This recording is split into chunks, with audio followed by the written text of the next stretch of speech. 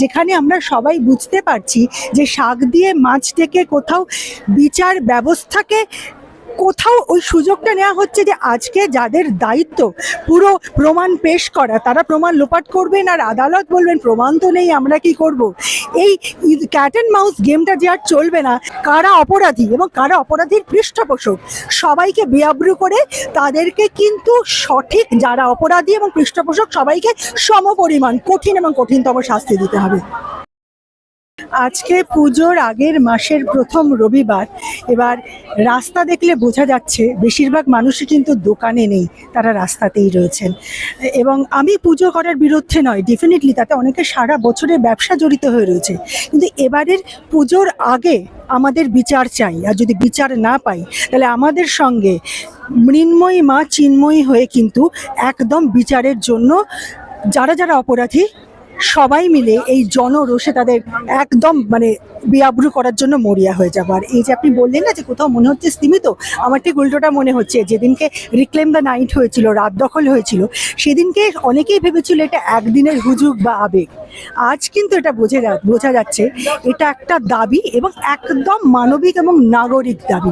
সমাজের নানান জায়গা থেকে অভিযোগ উঠছে যে বিচার আপনারা চাইছেন সে বিচার পাবেন কি করে। সমাজের বিভিন্ন স্তর থেকে হচ্ছে যে লোপাট হয়েছে তার সব এভিডেন্স, সব প্রমাণ। তো সেগুলো আপনারা কি আশায় নেমেছেন, রাস্তায় কেন আছেন? আমি যদি একটা অপরাধ করে এভিডেন্স লোপাট করি, প্রশাসন আমাকে ছেড়ে দেবে? আইন লোপাট করার জন্য তো আগে তার জন্যে প্রাথমিক একটা শাস্তি হবে। কোর্টে দাঁড়িয়ে মিথ্যা কথা বললেও শাস্তি হয়, কোনো অপরাধ করে প্রমাণ লোপাট করলেও শাস্তি হয়।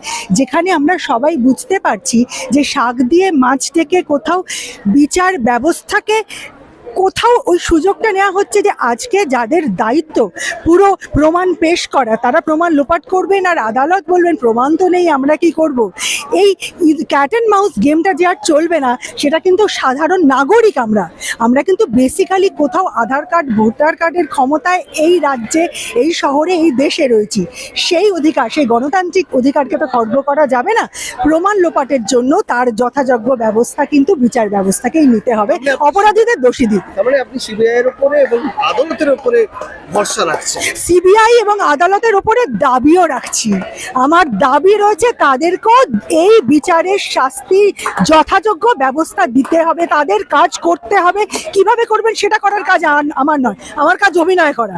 ওনারা জানেন, আমি জানি একটা স্ক্রিপ্ট লাস্ট মোমেন্টে পেলে কি করে ডায়লগটা বলে দিতে হয়। আমি বলতে পারি না 2 ঘন্টা আগে তো আসেনি, আমার পাঠ মুখস্থ হয়নি। ঠিক ওনাদেরও এই সিচুয়েশনে কারা অপরাধী এবং কারা অপরাধীর পৃষ্ঠপোষক সবাইকে বেআব্রু করে তাদেরকে কিন্তু সঠিক যারা অপরাধী এবং পৃষ্ঠপোষক সবাইকে সমপরিমাণ কঠিন এবং কঠিনতম শাস্তি দিতে হবে। আমাদের ভিডিও ভালো লাগলে লাইক এবং শেয়ার করুন। কমেন্ট সেকশনে গিয়ে জানান আপনাদের মতামত। কোথায় থেকে দেখছেন সেটাও আমাদের জানাবেন, তাহলে আমরা বুঝতে পারবো কত দূর আমরা পৌঁছতে পারলাম। আরও ভিডিও পেতে আমাদের চ্যানেলটি সাবস্ক্রাইব করুন এবং প্রতি মুহূর্তে আপডেট পেতে প্রেস করুন পাশে থাকা বেল আইকন।